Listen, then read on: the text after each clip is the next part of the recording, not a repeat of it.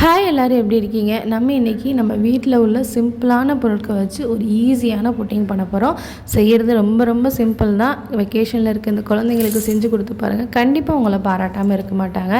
இப்போ ஒரு மிக்ஸி ஜாரில் 1 கப் அளவு பொட்டுக்கடலை, 10 பாதாம், 10 முந்திரி எடுத்துக்கோங்க. பொட்டுக்கடலை நல்லா வறுத்த பொட்டுக்கடலையாக பொருன்னு இருக்கிற மாதிரி எடுத்துக்கோங்க, அப்போ தான் ஈஸியாக பவுட்ரு ஆகும். இப்போ இதோட ஒரு 1/2 டீஸ்பூன் அளவுக்கு ஏலக்காய் பவுடர் சேர்த்துருக்கேன். அதோட ஒரு 1/4 கப் அளவு நடக்கடலை நல்லா வறுத்து தோல் உரிச்ச நடக்கலை சேர்த்துருக்கேன். அதோட 1 கப் அளவு சர்க்கரை வந்து நீங்கள் நாட்டு சர்க்கரை கூட சேர்த்துக்கலாம். இந்த மாதிரி நல்லா ஃபைன் பவுடராக அரைச்சி எடுத்துக்கோங்க. இப்போ அடுப்பை பற்ற வச்சுட்டு 1/2 லிட்டர் அளவுக்கு பால் சேர்த்துக்கோங்க. பால் வந்து நல்ல திக்கான பால், அதாவது ஃபுல் ஃபேட் மில்க் எடுத்துக்கணும். நான் வந்து ஃபுல் ஃபேட் மில்க் தான் எடுத்திருக்கேன். அதோட நம்ம அரைச்சி வச்சுருந்த பொட்டுக்கடலை பவுடரை சேர்த்துட்டு மீடியம் ஃப்ளேமில் நல்லா கிளறிக்கிட்டே இருக்கணும். கைவிடாமல் கிளறணும்.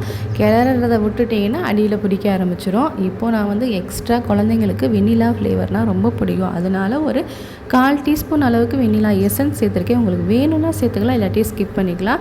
இப்போ பார்த்தீங்கன்னா ஒரு 2 நிமிஷத்துலேயே இந்த மாதிரி கொஞ்சம் லைட்டாக திக்காகிட்டே வரும். நம்மளுக்கு ரொம்ப நேரம் கிளறணும்னு அவசியம் இல்லை. ஒரு 2-3 நிமிஷத்துலேயே இந்த மாதிரி நல்லா திக்காக ஆரம்பிச்சிடும். இன்னும் வந்து ஃப்ளேமை லோ பண்ணிவிட்டு திரும்ப ஒரு 2 நிமிஷம் கிளறினீங்கன்னா பாருங்கள், நல்லா இந்த மாதிரி இட்லி மாவு பதத்தில் இருக்கும். இதை அப்படியே நல்லா ஆற வச்சுட்டு, நல்லா ஆற பார்த்திங்கன்னா இன்னும் திக்காகும்.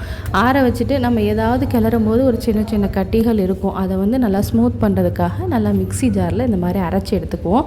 பாருங்கள், பார்க்கும்போதே நம்மளுக்கு நல்லா க்ரீமி மாதிரி நல்லா ஃப்ளஃபியாக க்ரீமியாக இருக்கும். இந்த மாதிரி டெக்ஸ்சரில் இருந்துச்சுன்னா புட்டிங் கரெக்டாக சூப்பராக வரும்.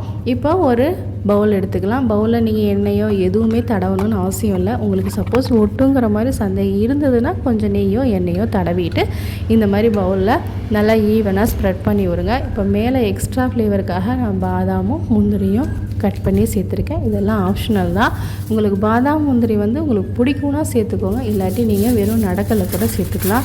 இப்போ இதை நல்லா இப்படி மூடி வச்சு நான் மேலே கொஞ்சம் இப்படி அந்த மாதிரி அமுத்தி விடுறேன், ஏன்னா மேலே வந்து நல்லா ஈவனாக வரணும் அப்படிங்கிறதுக்காக. இப்போ இதை நல்லா ஃப்ரிட்ஜில் வச்சு ஒரு 1 மணி நேரம் வச்சு எடுத்திங்கன்னா போதும். இப்போ பாருங்கள், பவுல்லேருந்து தானாக செப்பரேட் ஆகுது. இதுக்கு ரொம்ப ரிஸ்க் எடுக்கணும்னு அவசியம் இல்லை. மேக்ஸிமம் பார்த்திங்கன்னா ஒரு 5லேருந்து 10 நிமிஷம் இருந்தீங்கன்னா போதும், உங்களுக்கு சூப்பரான புட்டிங் ரெடி ஆயிரும். அவ்வளோதான். இதை கவுத்து கொட்டிட்டு நம்ம சூப்பராக கட் பண்ண வேண்டியதான். இது கையில் ஒட்டாது. பாருங்கள், நம்ம கத்திலே கூட இது ஒட்டவே ஒட்டாது.